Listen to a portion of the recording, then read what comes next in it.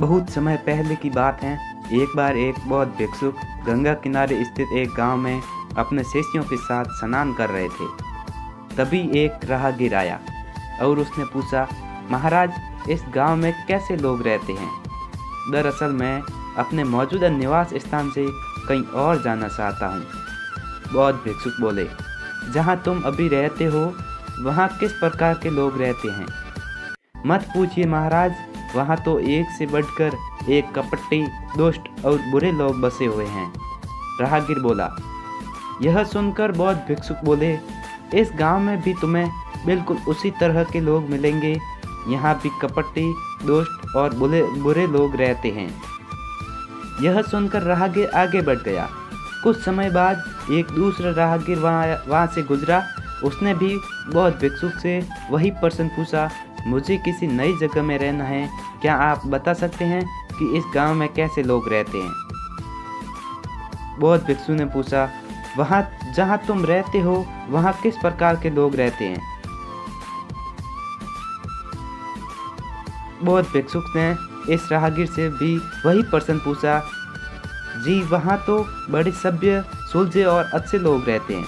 राहगीर बोला, तुम्हें बिल्कुल उसी प्रकार के लोग यहाँ भी मिलेंगे, सभ्य, सुलझे और अच्छे। बौद्ध भिक्षुक ने अपनी बात पूरी की और अपने दैनिक कार्यों में लग गए। पर उनके शिष्य यह सब देख रहे थे और राहगीर के जाते ही उन्होंने पूछा, क्षमा कीजिए गुरुजी, पर आपने दोनों राहगीरों को एक ही स्थान के बारे में अलग अलग बातें क्यों बताई? बौद्ध भिक्षुक गंभीरता से बोले, शिष्यों, आमतौर पर हम चीज़ों को वैसे नहीं देखते जैसी वे हैं, बल्कि हम उन्हें ऐसे देखते हैं जैसे कि हम खुद हैं। हर जगह हर प्रकार के लोग रहते हैं। यह हम पर निर्भर करता है कि हम किस तरह के लोगों को देखना चाहते हैं। अक्सर इंसान दूसरों को उसी नज़रिए से देखता है जैसा वह खुद होता है।